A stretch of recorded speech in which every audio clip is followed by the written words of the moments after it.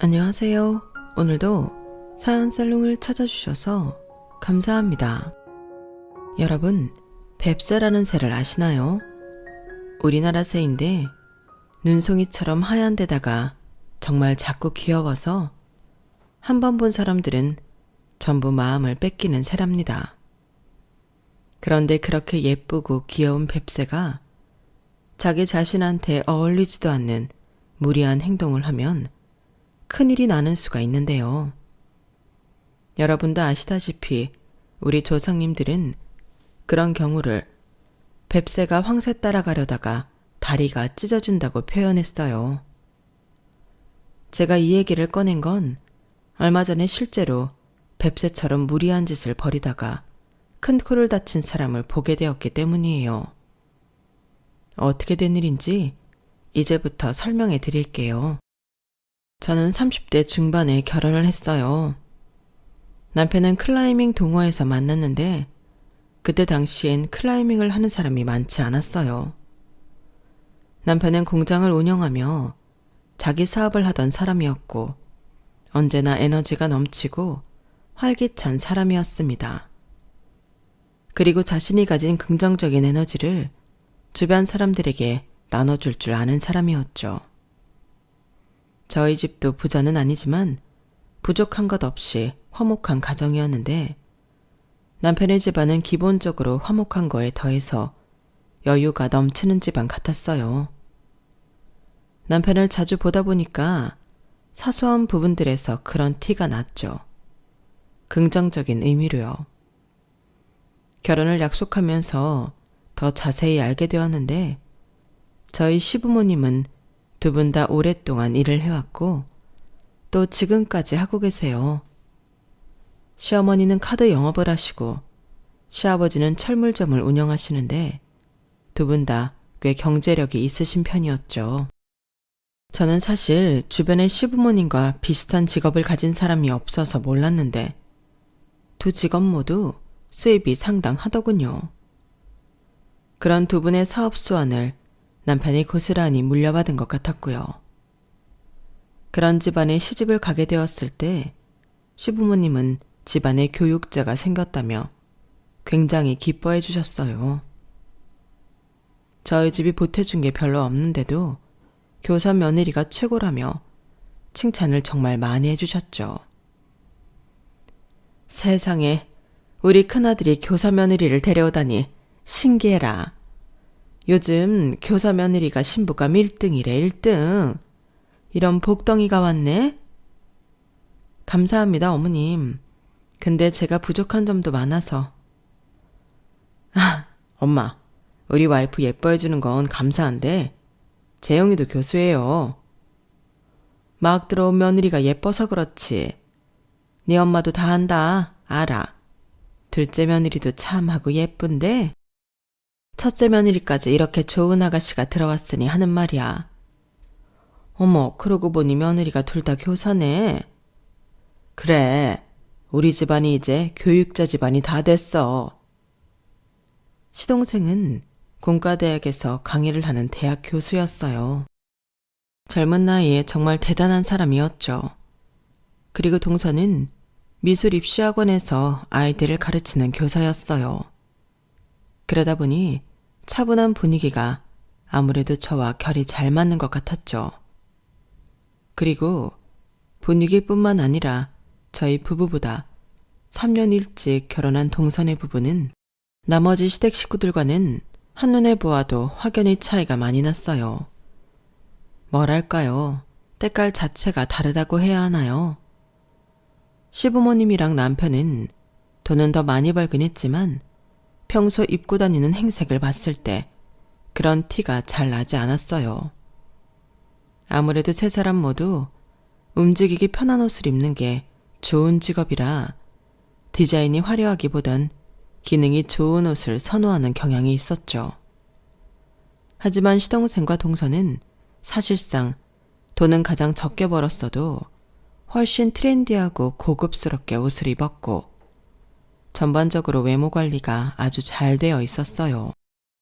특히 동서가 미술을 하는 사람이라서 그런가 정말 아우라가 남달랐죠. 이목구비가 엄청 예쁘거나 눈에 띄는 미인은 아니었지만 머릿결이며 피부, 손톱, 그리고 앉거나 선 자세까지 모든 면에서 기품 있고 부티가 나더군요. 나중에 알고 보니까 동서는 일도 하고 애도 키우는 와중에 꾸준히 발레 학원까지 다니고 있다더군요. 저랑 나이 차이는 2살밖에 나지 않았음에도 피부가 워낙 좋아서 본인 나이보다 훨씬 어려 보였어요. 저는 그런 동서가 처음엔 굉장히 좋게 보였죠. 시부모님부터 시동생, 동서까지 시댁 가족들이 다 좋은 분이라 시집을 잘 왔다고 생각했어요. 그런데 제가 결혼하고 나서 처음 1년 동안 명절을 2번 지내보니까 시댁 가족은 보기보다 이면에 감춰진 부분들이 좀 있더라고요. 결론부터 말씀드리자면 제 생각엔 그동안 시어머니가 많이 힘드셨겠다 싶었어요. 그 원인은 바로 동서였는데 그전엔 동서가 마냥 신기하고 멋있어 보였던 저도 명절에 같이 요리를 하고 가족 행사를 같이 몇 번 해보니까 어떤 사람인지 바로 알겠더군요. 먼저는 추석 명절 때 있었던 일인데요. 저희 시댁에선 명절날 남편의 할아버지, 할머니 제사를 드리는데요. 그런데 그게 막 그렇게 엄격하진 않았고 아주 기본적인 밥과 국, 그리고 찬까지 서너 개의 과일만 홍동백서 지켜 올리면 됐어요.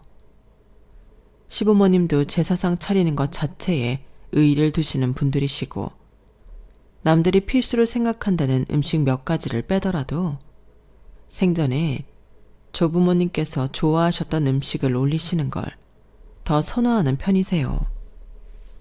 조부모님께선 특히 새우를 굉장히 좋아하셨다고 해서 매년 제사상엔 다양한 새우 요리가 올라가곤 하죠.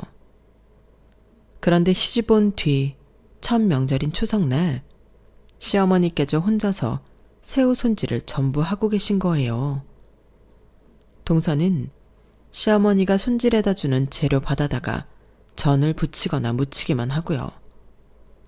딱 봐도 손질하는 게 더 굳은 일이라 며느리들이 해야 할 것 같은데 뭔가 뒤바뀌어 있었죠. 저는 시어머니가 새우 손질을 하고 계신 걸 보자마자 호다닥 다가갔어요. 어머, 어머님, 제가 할게요. 어머님 손목도 안 좋으신데. 고맙구나. 이거 그래도 양이 많지 않아서 괜찮긴 한데. 그냥 둘이 같이 하자. 아니에요. 양이 많지 않으면 더더욱 저 혼자도 충분해요. 근데 저희 오늘 생선 구이를 올리는 거 아니었나요? 그럼 껍질을 굳이 이렇게까지 다 까지 않아도 될 것 같은데요. 뭐 그렇긴 하다만 그래도 먹기 편하려면 손질은 해야지. 먹을 때 새우 껍질 불편해하는 사람도 있으니.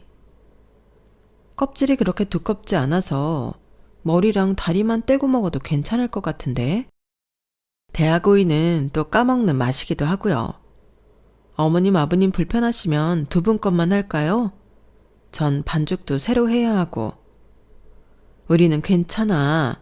우리는 둘 다 새우 머리도 먹는 사람들인걸. 저는 그제서야 눈치를 챘어요. 주방 공기가 묘하게 불편하다는 것을요. 저희가 이렇게 대화를 나누는 중에도 동서는 단 한마디도 안 하고 눈길도 한번 주지 않은 채 전만 부치고 있더군요. 새우 껍질을 안 까면 안 먹는다는 그 사람은 다름 아닌 동서였던 거죠. 잠시 어색한 침묵이 흐르자 가만히 전을 부치던 동서가 드디어 말을 섞었어요. 너무 양 많고 힘들면 새우 손질은 굳이 안 하셔도 괜찮아요. 어차피 저만 새우 안 먹으니까요. 다른 가족들은 다 잘 드세요. 그래? 동서가 새우를 싫어하나 봐? 그런 건 아니지만 먹을 때 보기 흉하잖아요. 뭐가 보기 흉해? 맨손으로 껍질 까고 먹고 손가락 쭉쭉 빨고 그런 게요. 그리고 사실 손질 안 된 새우로 요리하는 것도 자체로 보기 좋은 그림은 아니죠. 동서의 차분한 말에 저는 머리가 띵했어요. 살면서 새우를 까먹는 행동이 보기 흉하다는 생각은 한 번도 해본 적이 없었거든요. 그때는 당장 제사를 지내려면 시간이 촉박했기에 더 깊게 생각하지 않고 일단 시어머니 대신 제가 새우 손질이며 다른 재료 손질과 반죽 만드는 일을 전부 했는데요. 일을 다 마치고 나니 제가 한 일들은 전부 동서 기준에서 보기 흉한 일들 뿐이었어요. 쪼그리고 앉아서 하거나 음식물 쓰레기를 처리하는 그런 일들 말이에요. 여러분은 동서의 이런 사고 방식이 이해가 가시나요? 전을 부치고 국 끓이고 밥 짓고 설거지하는 건 예뻐 보이는 일들이고, 해산물을 손질하고 반죽을 만들고 나물을 무치고 음식물 쓰레기를 처리하는 건 보기 흉하다는 게요. 두 번째 명절의 동서는 아예 저희 사이에 모든 의사소통이 끝났다는 듯 당연하고 자연스럽게 자기가 하고 싶어하는 예뻐 보이는 집안일만 쏙쏙 골라 하더라고요. 저는 그렇게 명절을 2번만 지내고도 동서가 보통 사람이 아니라는 걸 뼈저리게 깨닫게 되었어요. 동서는 좋게 말하면 미를 추구하는 수준이 정말 남다른 사람이었죠. 그 이후로도 동서의 그런 면모에 매번 놀라고 또 놀라울 따름이었어요. 또 한 번은 이런 일이 있었어요. 동서는 아들이 한 명 있었는데요. 그날은 조카의 4번째 생일이어서 가족 전부가 모여 식사를 하기로 했어요. 그때까지만 해도 조카는 저희 집안의 유일한 손자였기 때문에 모든 가족들의 사랑을 듬뿍 받고 있었죠. 그리고 동서 역시 자기 아들을 정말 끔찍이도 아꼈는데요. 문제는 그 아끼는 방식이 일반적이지가 않았다는 거예요. 조카는 늘 성인 패션 모델 저리 가라 할 만큼 멋들어진 옷을 입고 있었거든요. 그건 저도 동서의 패션 센스에 매번 감탄하던 부분이긴 했어요. 하지만 조카의 생일은 1월로 한겨울 추위가 한창일 시기인데요. 특히나 그의 겨울은 어른들도 너무나 힘들어했을 만큼 강한 한파가 이어지던 때였어요. 그런데 예약한 식당으로 가니 조카가 콧물을 잡고 줄줄 흘리고 있더라고요. 입고 온 옷을 보니 여느 때처럼 정말 예뻤지만 그날의 추위를 생각하면 한없이 얇은 옷이었죠. 당연히 그 꼴을 본 시어머니는 기함을 하며 놀라셨답니다. 세상에 둘째야, 이게 뭐니? 애 옷을 어떻게 이렇게 얇게 입힐 수가 있어? 지금 밖에 날씨가 영하 15도야, 15도. 애 콧물 찔찔 흘리는 거 안 보이니? 세상에, 애가 감기가 다 들려가지고는 이러고 있는데. 그래서 차 안에서 히터 최대치로 틀고 왔어요, 어머님. 차에서 식당 들어올 때만 잠깐 추웠던 거고, 여기 안에 들어올 때도 저희 쪽 히터 세게 틀어달라고 부탁도 드렸고요. 그리고 어머님, 이거 가죽 재질이라 찬바람도 안 들고 따뜻해요. 아무리 가죽이라도 그렇지 패딩보다 따뜻할 수가 있니? 그리고 애가 감기에 걸렸으면 멋을 부릴 게 아니라 남들보다도 더 꺼입혀서 왔어야 할 거 아니야. 내가 웬만하면 네가 애 꾸미는 거 뭐라고 하고 싶은 마음은 없다만 아무리 그래도 그렇지 이런 날씨에 이런 옷이 말이 되니? 애가 이러고 다니니 감기가 안 들고 배겨? 따뜻한 옷이라니까요. 그리고 우리의 감기는 어린이집에서 옮아온 거지 얇게 입고 다녀서가 아니에요. 어린이집 등하원 시킬 때도 히터 최고로 틀어달라고 매일마다 당부하는데요. 아, 됐어. 나 참. 안 그래도 여기 옆에 마침 애기옷 파는 데가 있으니까 식사 끝나는 대로 거기 좀 들렀다가 가자. 애 뭐라도 좀 사서 입혀야지 원. 목도리라도 하나 하지. 어쩜 애를 이렇게 목을 환하게. 시어머니는 혀를 끌끌 차셨고 시아버지와 저희 남편도 시어머니 말씀에 동의한다며 한마디씩을 거들었어요. 물론 시동생에 대한 훈계도 잊지 않았고요. 시동생은 죄송하다고 사과하며 분위기를 좋게 넘겼지만 동서는 끝까지 한마디도 하지 않더군요. 어쨌든 식사 자리는 아이를 위해서라도 다시 화기애애하게 흘러갔고 이후 시어머니와 저와 동서 세 사람이 애를 데리고 따뜻한 옷을 사입히러 갔습니다. 남자들은 미리 주차된 차를 빼러 주차장으로 내려갔고요.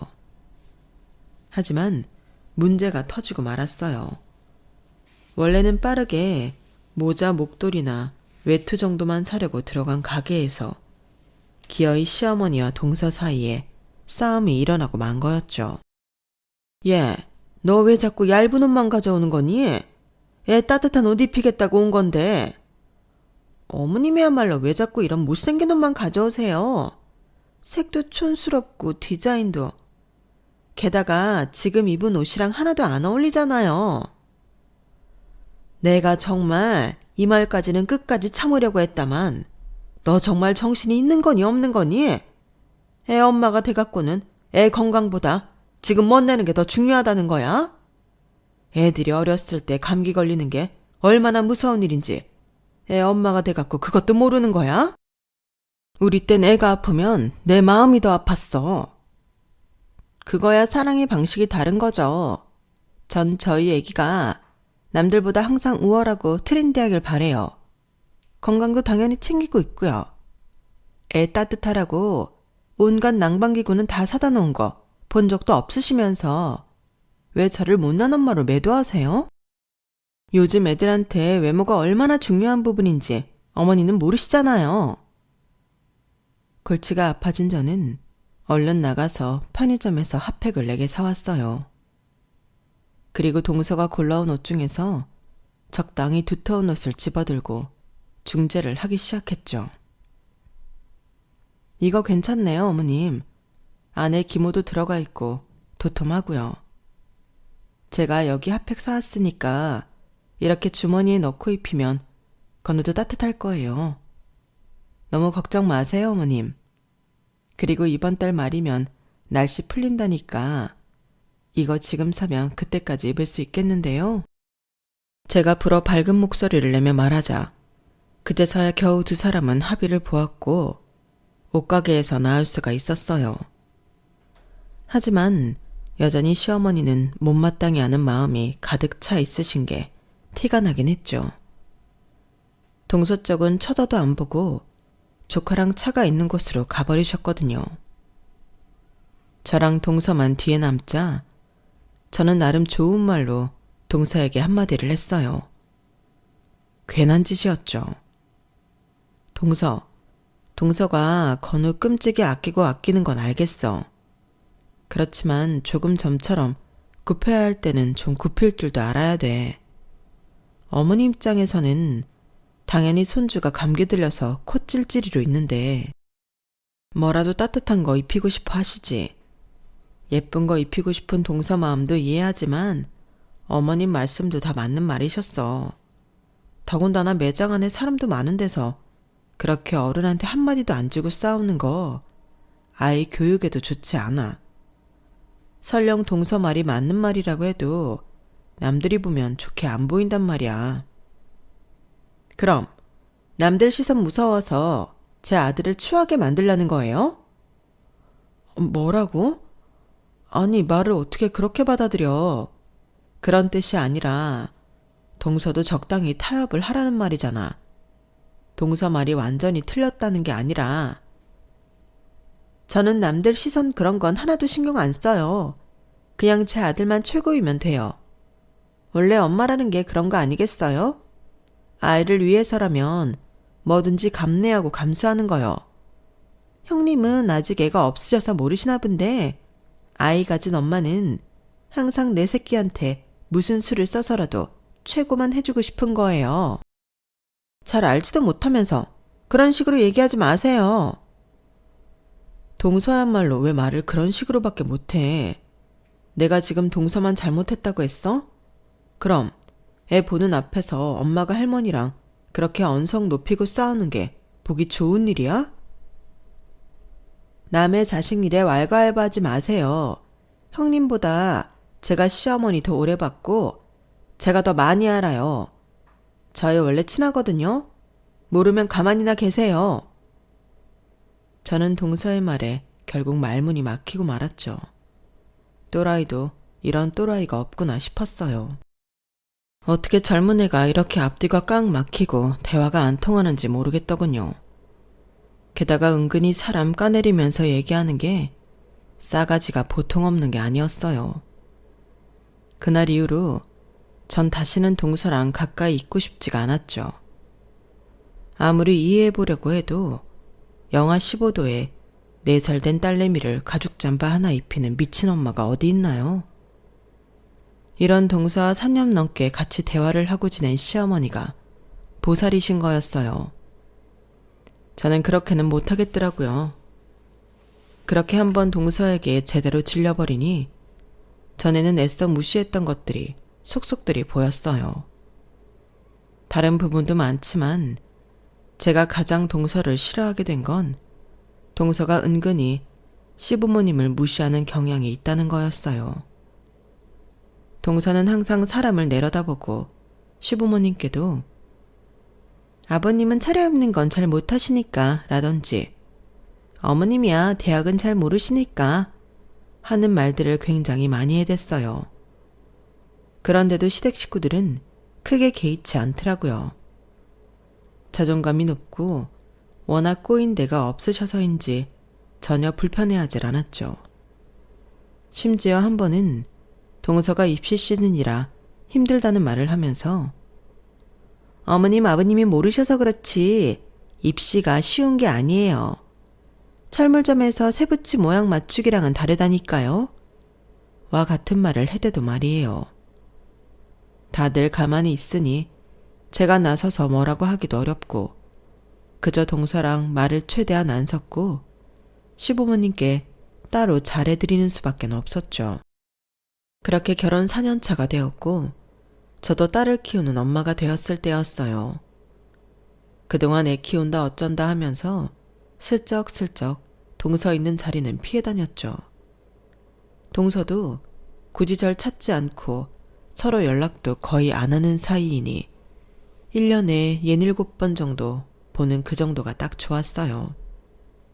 그런데 한동안 잘 거리를 두고 있었던 동서가 갑자기 저에게 눈을 반짝이며 들이대기 시작한 겁니다.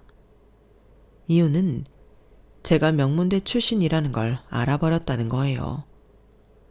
솔직히 얼마나 관심이 없었으면 가족들 다 처음부터 알았던 걸 이제야 알았나 싶었지만 문제는 그게 아니었죠. 동서는 제 학벌을 알게 되자마자 정말 시도 때도 없이 절 심각하게 귀찮게 하기 시작하더군요. 형님은 고려대 한 번에 합격하신 거예요? 공부는 어떻게 하셨어요? 나야 수도권 사람도 아니고 시골 사람이니까 뭐.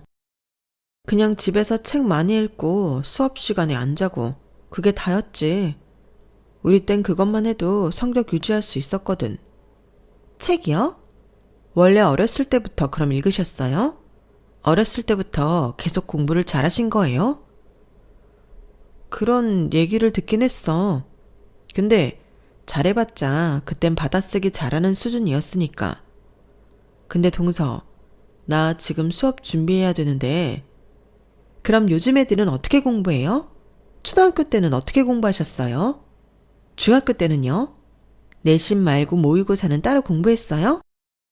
아니, 나는 중학교 때까지는 그런 건 신경 안 썼고 그냥 학교 공부만 했어.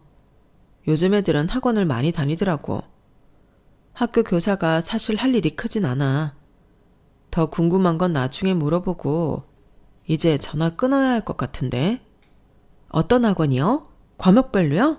아님 종합학원 다니면서 과외를 따로 붙이나요? 동서는 제 일상에 지장이 갈 정도로 절 못살게 굴었어요.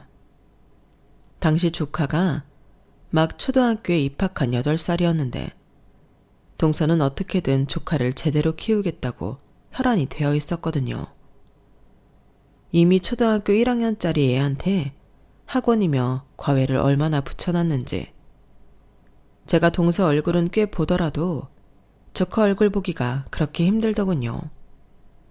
공부만 그러는 게 아니라 벌써부터 키 크는 주사까지 맞춘다고 했어요. 그러니 애가 얼마나 들들 볶이며 살까요? 어쩌다 조카를 보면 애가 치마폭에 폭 쌓여서는 영 건강해 보이지가 않더라고요. 뭐랄까, 꼭 몸이 아픈 병약한 부잣집 도련님 느낌이 났어요. 그 나이 때에는 뭐니 해도 건강해야 하는데 조카만 보면 참 마음이 좋지가 않더군요. 제가 그렇게 동서한테 시달리고 있던 시기에 남편은 전혀 다른 문제로 골머리를 앓고 있었는데요. 저는 한참 후에야 그걸 알게 되었어요. 그리고 그 일로 인해 저희 가족은 한순간에 비탈길에 떨어지게 되고 말았는데요. 남편이 하던 사업은 신용카드로 쓰이는 플라스틱 카드를 만들어 납품하는 것이었습니다. 남편은 본인 명의의 플라스틱 카드를 만드는 공장과 작은 사무실을 가지고 있었고 많은 거래처들과 거래를 해오고 있었어요. 그런데 그 시기에 갑자기 거래의 절반 이상을 차지하고 있는 대형 거래처들이 한꺼번에 거래를 끊어버린 것이었어요. 남편은 일방적으로 끊긴 거래에 놀라서 해당 거래처를 직접 방문해 보았지만 별 소용이 없었고 급하게 새로운 거래처를 알아보기 위해서 그야말로 발바닥에 땀이 나도록 돌아다녔던 것이었죠. 돌이켜 생각해보면 그 시기에 남편이 늘 야근 때문에 집에 늦게 들어오곤 했었어요. 하지만 남편이 미처 새 거래처를 알아보기도 전에 다른 거래처들도 줄줄이 거래를 끊어버렸고 갑자기 수입이 뚝 끊기니 직원들 월급도 주기 어려운 형편이 되고 만 것이었죠. 설상가상으로 회사의 주역이었던 임원들까지 줄줄이 사직서를 내고 회사를 떠나버렸고요. 결국 남편이 하던 사업은 6개월을 채 넘기지 못하고 망해버렸고 막대한 빚을 질 수밖에 없었어요. 나중에 알고 보니 남편과 함께 일하던 부사장이 똑같은 회사를 하나 차려놓고 거래처 명단을 훔쳐다가 주요 임원들 직원들을 전부 데리고 나가버린 거였어요. 워낙 10년 넘게 동고동락하며 지내왔던 사람이라 남편은 전혀 눈치를 채지 못했다고 하더군요. 결국 뒤통수를 제대로 맞은 남편은 배신자에게 속수무책으로 당할 수밖에 없었고 제대로 된 수습은커녕 초단위로 불어나는 빚조차 제때 막을 수 없었어요. 어느 날 갑자기 이 소식을 접하게 된 저 역시 어안이 벙벙할 정도였죠. 적으로 돌아선 아군만큼 무서운 게 없다더니 저희 가족이 그걸 제대로 겪게 된 것이었습니다. 저는 미처 슬퍼하거나 좌절에 빠질 시간조차 없었어요. 하필 그 당시는 학교 시험 기간이라 문제를 제출했어야 했는데 솔직히 무슨 정신으로 문제를 만들었는지 기억조차 나지 않네요. 당연히 양가 식구들도 저희 집안 소식을 들었고 양가 부모님이 특히 정말 걱정을 많이 해주셨어요. 저는 가까스로 괜찮다고 부모님들을 안심시키며 전화를 끊었지만 앞날이 캄캄하기만 했죠. 제가 방학을 하자마자 저희 가족은 살던 집과 가지고 있던 차까지 팔아 그 돈으로 급한 빚부터 해결했고 당장 급한 대로 그나마 방이 2개인 반지하집으로 들어가게 되었어요. 사람이 안 산 지 얼마나 오래되었는지 관리가 하나도 안 되어 있던 곳이었죠. 이사 가자마자 3일 밤낮을 꼬박 새며 먼지를 닦아내도 공기가 탁했고 화장실 타일은 깨져 있는 데다가 하루에 4-5마리씩 바퀴벌레가 기어다녔어요. 반토막 난 살림을 그나마 큰 방에 우겨 넣었는데 도무지 이삿짐을 풀을 힘이 나질 않더군요.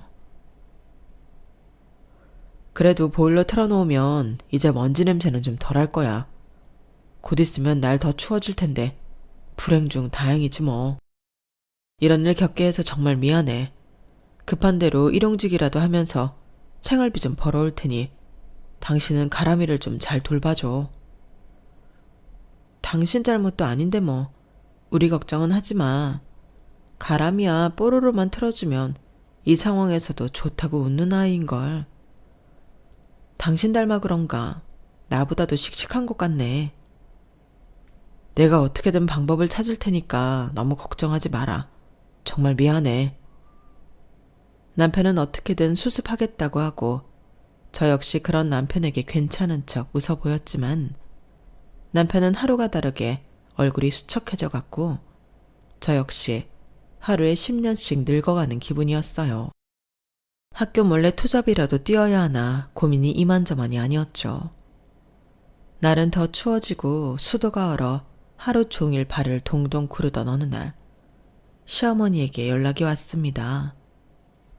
아가, 추운데 잘 지내니? 어떻게 이사간 곳은 지낼만 해? 네, 어머님, 저희 괜찮아요. 생각보다 집도 넓고 바람이 덜 들어와서 따뜻하고요. 다행이구나.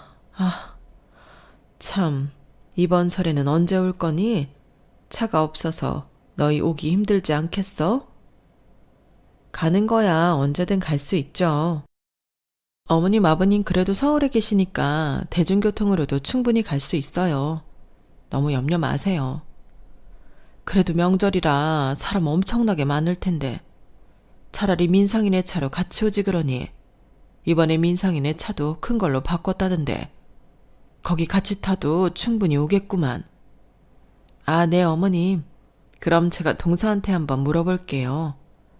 아니야. 안 그래도 내가 이미 둘째 아가한테 문자 남겨놨다.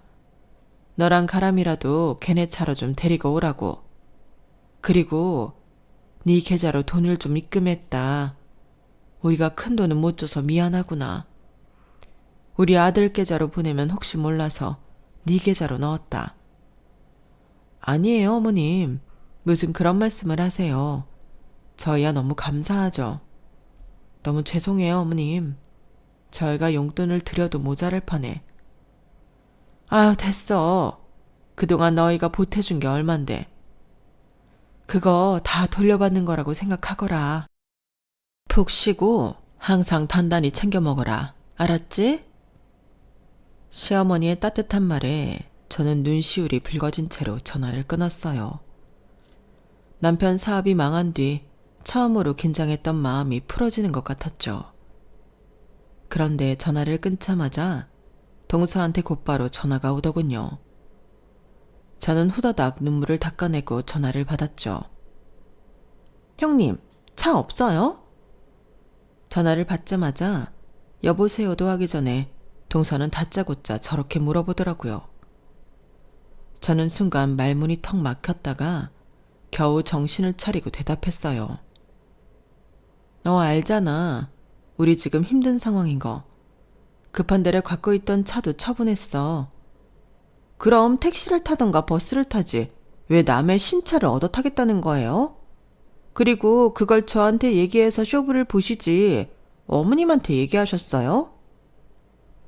아니, 나도 방금 어머님이 연락하셔서 들은 거야. 어머님이 연락했으니 동선에 차 타고 가라고 하신 거고. 신차 뽑았는데 아무렴 우리가 얻어 탈 수야 있겠어? 동선에 그 잘난 새 차에 흠집 안 내고 알아서 갈 테니 걱정하지 마. 동서의 말에 기분이 팍 상해버려서 저도 그 순간엔 말이 곱게 나가질 않았어요. 그런데 동서는 거기서 더한 소리를 해댔죠. 뭘 또 와요? 이번 설은 오지 마세요. 뭐라고? 동서가 뭔데 그딴 소리를 해? 어머님 아버님이 오라시는데. 동서 지금 개념도 없고 주제도 없는 소리만 하고 있는 거 알아? 주제를 모르는 건 형님이죠. 그럼 제사상 차릴 돈도 없으면서 빈손으로 와서 밥만 얻어먹고 가겠다는 거예요? 게다가 우리 건우한테 줄 세뱃돈은 있으세요? 우리 건우한테는 몇 푼 쥐어주지도 못할 거면서 가람이를 데려오겠다는 심산이잖아요. 염치가 없어도 너무 없으시네요. 뭐라고? 그리고 이번 설 아니어도 앞으로 연락은 좀 안 했으면 좋겠네요. 그 집안은 이제 완전히 하층민이잖아요. 같이 연락하고 지내긴 좀 껄끄러우니까 오늘 이후로는 이런 전화도 하지 말죠. 동서, 진짜 웃기는 인간이네? 얼마 전까지만 해도 사람 일도 제대로 못할 정도로 연락해서 이것저것 물어보고 귀찮게 굴더니 이제 와서 우리가 형편이 어려워지니까 할 말 못할 말 안 가리는 거야? 어떻게 사람이 이렇게 속물적이야? 그건 그거고 이건 이거죠. 그래도 형님 덕분에 명문대 나오더라도 결혼 잘못하면 인생 망한다는 거 하나는 잘 배웠네요. 고맙긴 한데 어쨌든 전 형님 같은 하층민이랑은 연락하기 그래요. 전화 끊을게요. 동서는 그 말을 끝으로 정말로 전화를 뚝 끊어버렸어요. 저는 머리 끝까지 화가 나고 눈물이 펑펑 쏟아졌습니다. 그렇게까지 대놓고 막말을 들으니 제 처지가 더 실감이 났거든요. 그리고 그때까지 꾹꾹 참아왔던 눈물이 한번 터지기 시작하니 정말 걷잡을 수 없을 만큼 울음이 터져 나왔어요. 마침 그 타이밍에 딸아이가 없을 때라 목 놓아서 꺼이꺼이 울 수 있었던 게 그나마 다행이라면 다행이었네요. 저는 한동안 울고 나서 진이 쏙 빠진 채 하원하는 딸을 데리러 가려고 집 밖을 나섰어요. 그런데 현관을 채 나서기도 전에 전화벨이 또 울리더군요. 모르는 번호였어요. 전 혹시 빚쟁이인가 싶어서 잔뜩 긴장한 채 전화를 받았어요. 여보세요? 사모님? 성민철 사장님 혹시 같이 계세요? 아니요, 없어요. 그건 왜요? 아니, 빚 독촉 전화 같은 거 아니고요. 저희 예전에 사장님이랑 같이 일하던 직원들이에요. 저희가 지금 류재만이 그 인간 때문에 살 수가 없어서 연락드린 거거든요. 사장님 지금 안 계세요? 그럼 그쪽들도 저희 남편 배신한 사람들이라는 거예요? 근데 저희 남편이 왜 연락드려야 해요? 저희도 깜빡 속아 넘어가서 그렇게 된 건데 참 죄송하게 됐습니다. 미안해요. 지금 사장님 사정 많이 힘드신 거 알아요. 저희는 그거 도와드리려고 연락드린 거예요. 사업 얘기니 꼭 사장님한테 말씀 전달해 주세요. 제 전화는 전혀 받지 않으시더라고요. 저는 끝까지 경계심을 풀지 않은 채로 전화를 끊었어요. 그리고 그날 밤늦게 퇴근한 남편에게 이 사실을 알렸고 남편은 곧바로 그 사람한테 전화를 걸었죠. 밖에서 한참을 통화하고 들어온 남편은 두 눈시울이 붉어져 있었어요. 남편이 눈물을 흘리며 저에게 들려준 이야기에 저 또한 주저앉고 말았죠. 통화 내용은 이랬어요. 남편을 배신한 부사장을 따라 새 회사에 들어갔던 사람들이 남편을 다시 찾는다는 것이었죠. 사장 자리에 앉은 배신자는 새 회사에서 지나치게 아나무인으로 굴며 직원들을 못살게 굴었다고 해요. 본인은 일을 하나도 안 하면서 놀고 먹으려고만 했고 고작 반년 좀 넘는 기간 동안 자기 마음에 안 드는 직원들을 일방적으로 해고시켜 버렸다더군요. 작업량은 늘리고 직원 수는 줄이면서 어떻게든 손해보지 않고 사업을 하려고 했는데 밑에 있는 사람들은 죽을 맛이었다고 합니다.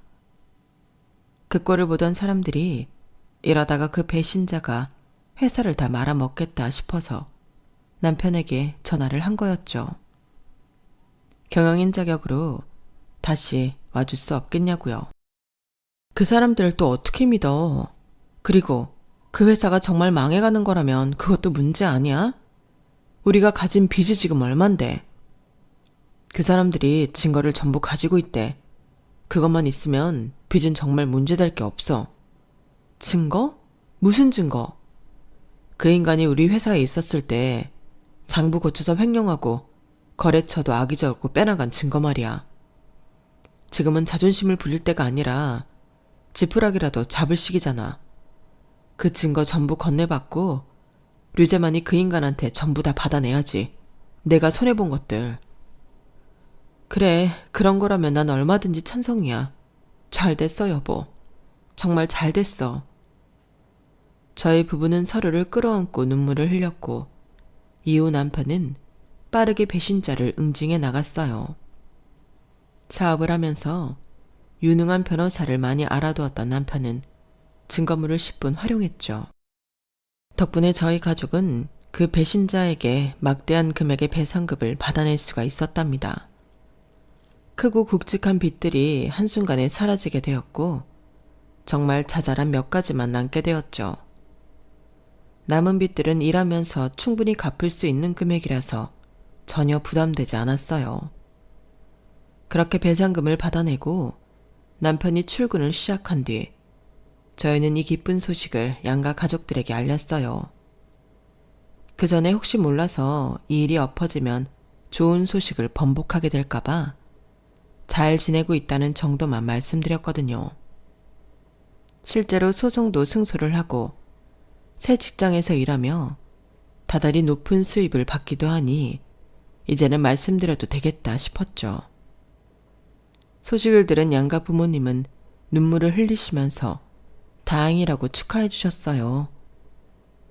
저희 부부는 이후로도 하루빨리 다시 좋은 곳으로 이사를 가기 위해 각자의 역할을 성실하게 해나갔습니다. 그러다가 다시 명절이 찾아왔는데요. 그 시기엔 저희가 살던 반지 하방 계약 종료 시점이 점점 다가오고 있었고 저희 형편에 맞는 새 집을 구하던 중이었어요. 아직 어디로 이사 갈지 정해진 바가 없어 반지하에 산다고 하층민 어쩌고 하던 동서를 마주치는 게 껄끄러웠지만 신경 쓰지 않으려 마음을 단단히 먹었죠. 저랑 동서 외에 다른 가족들은 그 일을 몰랐으니 티내지 않으려고 했어요. 아니나 다를까 동서는 특유의 깔보는 눈빛으로 시종일관 저에게 차갑게 대했고 저는 그런 동서를 외면하고 다른 가족들과 농담도 하고 웃으며 놀았어요. 그렇게 서로 안부를 묻고 제사를 지내고 식사를 하는데 벼랑간 누군가 초인종을 심하게 누르는 겁니다. 남편이 인터폰으로 누구냐고 하니 걸걸한 남자 목소리가 들려왔어요. 빌려간 돈 갚으러 왔수다. 돈을 갚다니 무슨 말인지 몰라 되물으며 문을 열었더니 돈 받으러 왔다면 문을 열었겠어? 돈 받으러 왔수다. 그 말에 저와 남편은 사색이 되었죠. 그 짧은 시간 빠르게 남은 빚이 있었나 생각해 보았어요. 그런데 아무리 생각해도 더 이상 남아있는 건 없었죠. 문 앞에 남자에게 떨리는 목소리로 얘기했어요. 혹시 잘못 찾아오신 거 아닙니까? 저희가 알고 있는 빚은 다 갚았거나 변제 중인데요. 이미 몇 날 며칠에 얼마씩 보내기로 다 합의를 봤고요. 언제 합의를 봤다 그래요? 하도 연락이 안 돼서 저희가 이 명절까지 찾아온 건데. 제가 걸려오는 전화는 다 받고 있는데 사장님 전화는 못 받았던 것 같습니다. 혹시 사업장 이름이 어떻게 되십니까? 제가 혹시 기억을 못하는 거라면. 아니요. 지금 뭔가 오해가 있으신 모양인데 그쪽 말고요. 여기 백예리 씨 없어요? 그 순간 저희 가족은 모두 깜짝 놀라 동서를 돌아봤어요. 동서는 안색이 파랗게 질린 채 식탁에서 일어서지도 못하고 벌벌 떨고 있었죠.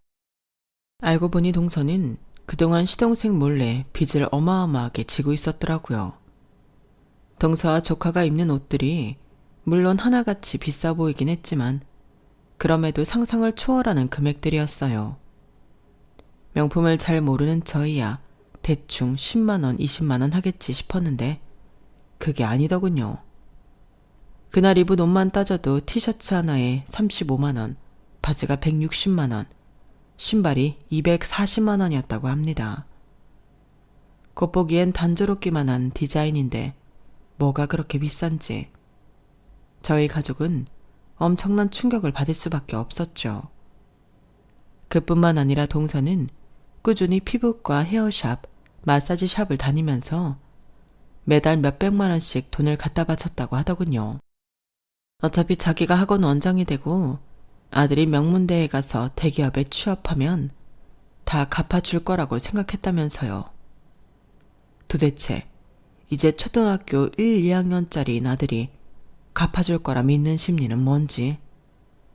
가족들 중 가장 큰 충격을 받았던 사람은 누가 뭐래도 시동생이었어요.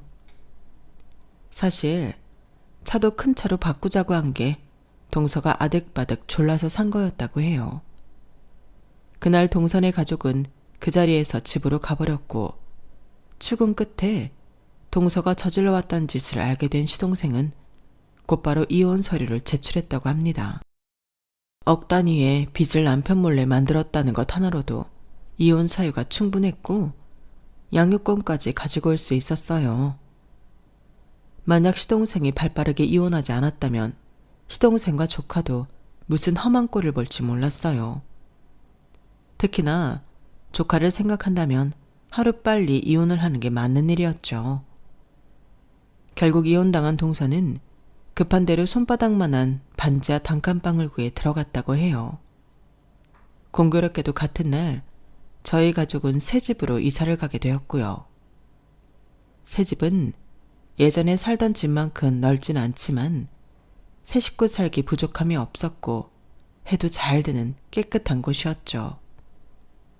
이삿날 저는 마음이 참 씁쓸했네요. 동서와 제 운명이 이렇게 손바닥 뒤집듯 바뀔 줄 몇 개월 전에는 상상도 못했으니까요. 사람이 얼마나 어리석으면 그 금액의 빚을 지고 있으면서도 남한테 하층민이니 어쩌니 했을까 싶기도 하고요. 너무 상식 밖의 악인을 보는 건 생각보다 그리 즐거운 일이 아니었어요. 심지어 그 악인이 제 죗값을 고스란히 받는다고 해도요. 제 이야기는 여기서 끝이랍니다. 조카는 한동안 엄마의 부재로 힘들어했지만 시부모님이 정성껏 돌봐주신 덕에 안정을 찾아가고 있다고 해요. 시동생도 한동안 안색이 안 좋더니 조금씩 안정을 되찾아가고 있는 것 같고요. 저희 가족은 다시 저축도 시작하고 예전의 안정적인 생활을 되찾았답니다. 남편은 자기 사업을 하던 때보다 오히려 월급 받고 일하는 요즘이 마음은 편하다며 늘 일찍 퇴근해 집에서 조용히 책을 읽는 생활을 하고 있어요. 예전보다 오히려 가정적이 된 남편 덕에 저희 가족은 나날이 더 화목해지고 있답니다. 누구랑 다르게 저희 가족은 앞으로 저희 주제에 맞게 생활하며 건실하게 살아가려고요. 들어주셔서 감사합니다. 항상 행복하시고 건강하세요. 여러분, 사연 댓글에 응원과 현명한 조언 부탁드려요. 좋아요와 구독은 저에게 큰 힘이 됩니다. 오늘도 좋은 일 가득하세요.